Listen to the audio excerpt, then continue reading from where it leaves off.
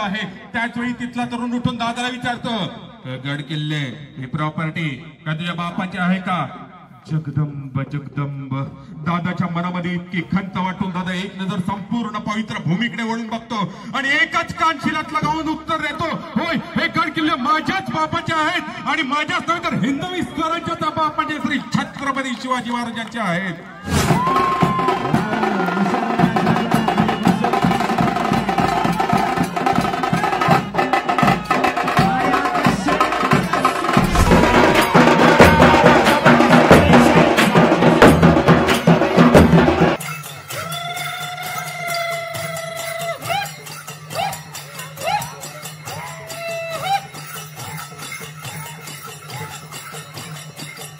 नमस्कार मित्रांनो, पुन्हा एकदा स्वागत आहे तुमचं आपल्या माझ्या यूट्यूब चॅनलवर. मित्रांनो, शिमगा बघायला गेलं तर अजून संपलेलं नाही आहे. आज आपण आलो आहे चिखली गावातील मांडवकरवाडीमध्ये. का आलो आहे तर इथे आहे आज पालखी नृत्य स्पर्धा. ती आपण बघण्यासाठी आलो आहे आणि अनुभवण्यासाठी सुद्धा आलो आणि तुमच्यापर्यंत छोट्याशा व्हिडिओच्या माध्यमातून ही पालखी नृत्य स्पर्धा कशा प्रकारे संपन्न होईल ना तर ते दाखवण्याचा प्रयत्न करण्यासाठी आलो. तर मित्रांनो, ह्यामध्ये जे पहिला नंबर आणि दुसरा नंबर यांचा येईल तेच आपण दाखवण्याचा प्रयत्न करू. उत्कृष्ट देखावा आणि पालखी कशी नाचवावी ह्याबद्दलचा संपूर्ण व्हिडिओ तुम्हाला ह्या व्हिडिओतून पाहायला मिळेल. सो मित्रांनो, तुरंतच व्हिडिओला सुरुवात करूया आणि जर तुम्हाला व्हिडिओ आवडला तर लाईक करा, शेअर करा आणि जर चॅनलवर नवीन असेल तर चॅनलला सबस्क्राईब करायला विसरू नका. तर मित्रांनो, आपण आलो आहे चिखली या गावातील मांडवकरवाडीमध्ये. जसं की तुम्हाला बोललो या ठिकाणी पालखी नृत्याच्या स्पर्धा आहेत. पण त्याआधी आहे मित्रांनो, आपल्याला संकासूर पाहायला मिळणार आहेत. संकासूर भले गेले असेल, शिमगा संपला असेल ना तरीसुद्धा आजच्या व्हिडिओमधून आहे ना पालखी नृत्यापूर्वी तुम्हाला संकासुराची छोटीशी झलकसुद्धा बघायला मिळेल. आणि ह्या वेळेलासुद्धा आहे ना इकडच्या संकासुरांमध्ये वेगळी खासियत आहे. तर ती तुम्हाला बघायचं असेल ना तर व्हिडिओ संपूर्ण पाहत राहा. आता त्याच्या पुढे तुम्हाला डायरेक्ट संकासूर दाखवतो. आणि माझ्यासोबत आहे, तुम्ही बघू शकता, आपल्याला आपले BTS आपण केले होते ना तर त्याच्यामध्ये आपले महाशय होते, म्हणजेच आपले रुपेश दादा. जर तुम्हाला चॅनलचा विसर पडला असेल तर पुन्हा एकदा तुम्हाला आहे ना आमच्या दोन्ही चॅनलच्या लिंक टाकतो, जेणेकरून आमच्या सगळ्या व्हिडिओज मागच्या पुन्हा नव्याने तुम्हाला बघायला मिळतील आणि आमच्या आठवणी पुन्हा एकदा नव्याने तुम्हाला ताज्या होतील. सो आता तुरंतच व्हिडिओ संपूर्ण पाहत राहा. जो तुमची वेशभूषा असेल त्या वेशभूषेसाठी 5 गुण असतील. तुमचा जो देखावा असेल त्या देखाव्यासाठी 3 गुण असतील. तुमच्या पालखी नृत्याची जी कला आहे त्या पालखी नृत्यासाठी एकूण 50 गुण असतील. त्यातले 44 गुण वेगवेगळ्या चाली मारण्यासाठी आणि 6 गुण हे मनोरे लावण्यासाठी असतील. प्रत्येक संघाने दिलेल्या वेळेमध्ये कमीत कमी 3 मनोरे लावणे आवश्यक आहे. एका मनोऱ्याला 2 गुण असे एकूण 6 गुण मनोऱ्यासाठी असणार आहेत. त्याचबरोबर ढोल आणि ताशा या वाद्य कलाकारांसाठी एकूण 22 गुण असणार आहेत. प्रत्येक संघाची सुरुवात ही ढोलाच्या सुराने झाली पाहिजे आणि संघाचा शेवट सुद्धा सुरानेच करायचा आहे. तर पहिल्या सुराला आणि शेवटच्या सुराला असे 2 मार्क, ताशेवाल्यासाठी 4 मार्क आणि एकूण ढोलाच्या चाली बदलायला 14 मार्क, असे एकूण ढोल ताशाला 22 मार्क, सनईवाल्याला 7 मार्क, सुरवाल्याला 3 मार्क, निशाणवाला 5 आणि झांजवाला 5, असे एकूण 100 मार्काची गुणपत्रिका प्रत्येक संघासाठी असणार आहे.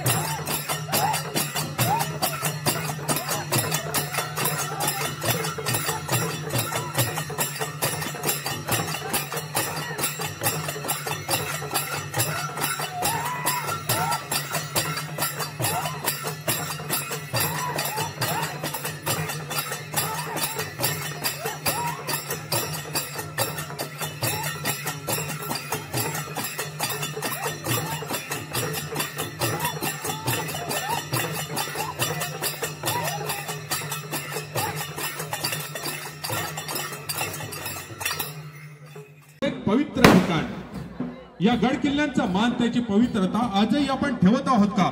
याच प्रश्नावरती आज आम्हाला उत्तर शोधायचे. तर चला जाऊया गड किल्ल्यांकडे. हा पहा, असाच एक गड किल्ला आपण पाहतोय.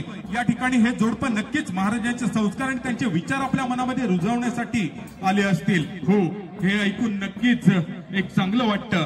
नक्कीच बेताची जागा शोधून त्या ठिकाणी महाराजांबद्दल विचार पटवून घेत असतील. अरे वा, ही तरुण पिढी बघा, या ठिकाणी हातामध्ये किल्ल्यास वंदन करण्यासाठी काहीतरी वस्तू घेऊन आली असतील. हे पाहून मन अतिशय शांत झालं. पण या जोडप्याचं इथे काय चालू आहे काही कळत नाही. या तरुणांच्या पिशवीतून काय निघतंय? जिथे महाराजांच्या विचाराची पूजा व्हायला पाहिजे, तर त्याच ठिकाणी या पिशवीमधून नशेची साधना बाहेर निघतात. जगदंब जगदंब. आता या दादाकडून तरी काय अपेक्षा ठेवणार? त्याच्या सुद्धा मनात असंच काहीतरी असेल. मनाला एक फार मोठी खंत वाटते, ज्याने हिंदवी स्वराज्यासाठी आपलं आयुष्य पणाला लावलं. त्याच गड किल्ल्यांवरती आज आपण काय करत आहोत? हा दादा या गड किल्ल्यांना पाया पडतोय, पण त्याच्या तरी मनात या गड किल्ल्यांबद्दल आदर्श असेल का? मग आता कोणीतरी असा भेटेल का जो गड किल्ल्यांचा मान राखेल? आणि पाहतो तर काय, या जोडप्यामध्ये आणि या तरुणांमध्ये भांडण झाले. हा दादा यांचे भांडण सोडवेल का? हा तरी यांना समज देईल का? दादा भांडण सोडवतोय, दोघांना सांगतोय शांत बसा.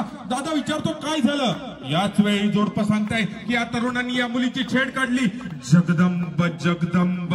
दादाच्या जोडप्याला विचारतोय तुमचं लग्न झालं आहे की नाही? तरुण जोडपं मान खाली घालून तिथून निघून जातात. दादाच्या तळपायाची आग मस्तकी भेटते तरी शांत बसून दादा तरुणांजवळ जातो. विचारतो इथे या पवित्र भूमीवरती तुमचं काय चालू आहे? त्याच वेळी तिथला तरुण उठून दादाला विचारतो, गड किल्ले ही प्रॉपर्टी का तुझ्या बापाची आहे का? जगदंब जगदंब. दादाच्या मनामध्ये इतकी खंत वाटून दादा एक नजर संपूर्ण पवित्र भूमीकडे वळून बघतो आणि एकच कानशिलात लगावून उत्तर देतो, होय, हे गड किल्ले माझ्याच बापाचे आहेत आणि माझ्याच नव्हे तर हिंदवी स्वराज्याचा बाप म्हणजे श्री छत्रपती शिवाजी महाराजांचे आहेत. आता दादा त्या जोडप्यांकडे जातो आणि विचारतो, तुमचं लग्न झालं नाही, मग तुम्ही या ठिकाणी येऊन काय करत आहात? आणि त्याचबरोबर दादा त्या मुलाला सुद्धा एक चांगलीच लगावतो आणि दुसऱ्या त्या मुलीवर हात उभारणार इतक्यात त्याचा हात स्तब्ध होतो. फक्त माझ्या राजांची शिकवण म्हणून तिला सन्मान देतो आणि बोलतो, प्रत्येक मावळ्याचं स्वप्न होतं, अरे प्रत्येक मावळ्याचं स्वप्न होतं की आपली आई जिजाऊच असायला पाहिजे. आणि माझ्या महाराजांचं मन होतं की प्रत्येक स्त्री ही आपली आई जिजाऊच असली पाहिजे. आणि या पवित्र ठिकाणी तुम्ही असले काम करता. अरे आज तुम्हाला 350 स्क्वेअर फूटचा जरी घर घ्यायचं असेल ना, तरी 15 ते 20 हजाराचा हप्ता आयुष्यभर भरावा लागतो आणि आयुष्यभर काटकसर करावी लागते. अरे माझ्या राजाने आपलं आयुष्य पणाला लावून 350 किल्ले जिंकून हिंदवी स्वराज्य स्थापन केलं. फक्त शिवजयंतीला सोशल मीडियावर राजे पुन्हा जन्म घ्या, राजे पुन्हा जन्म घ्या असा स्टेटस ठेवून राजे अवतरणार नाही, तर यासाठी रक्तच भगवासावं लागतं. आज मावळे म्हणून जगलो ना तरच राजे अवतरतील. पण आज मावळे नाहीत, आज आहेत कार्यकर्ते. आज या साहेबाच्या तर उद्या दुसऱ्या साहेबाच्या. आज जर मावळे नसतील तर राजे पुन्हा जन्म घेऊन काय उपयोग? दादाचे विचार ऐकून सर्वांना आपली चूक कळते आणि सर्वजण गडावर साफसफाई चालू करतात आणि घोषणा देतात, प्रौढ प्रताप पुरंदर क्षत्रिय कुलावतांस महाराजाधिराज श्री श्री श्री छत्रपती शिवाजी महाराज की, छत्रपती शिवाजी महाराज की. हर हर.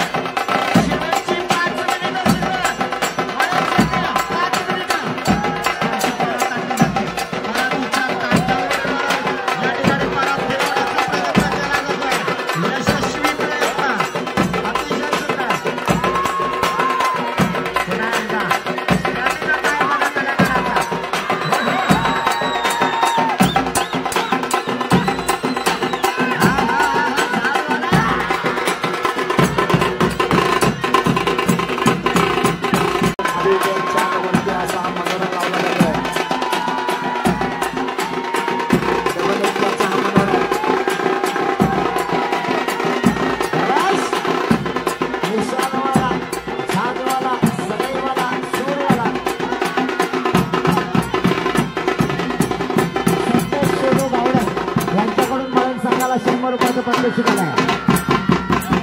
पुन्हा वाटतं देतो.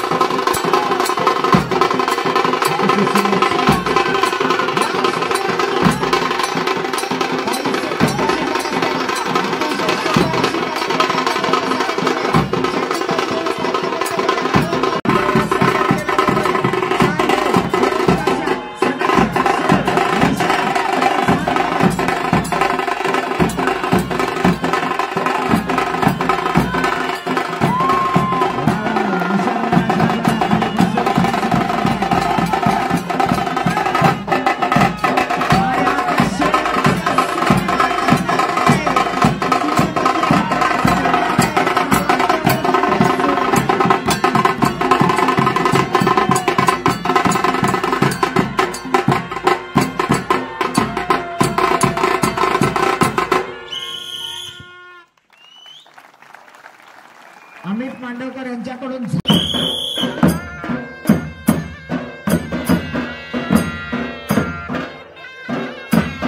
निलेश चव्हाण यांनी पालखी आपल्या डोक्यावर घेतलेली आहे. पूजेचं वाद्य वाजवलं जाते. प्रत्येक 12 दिवसावर भाषा बदलते. प्रत्येक 12 दिवसावर चालीरीती बदलतात, परंपरा बदलतात. चिपळूण तालुक्यातले हे मार्गदावाडे गावातलं पूजेचं वाद्य वाजवलं जात आहे आणि चंडिकाई मातेची पूजा केली जाते. नमस्कार केला जातो या मार्गदावाडीच्या कलाकारांकडे.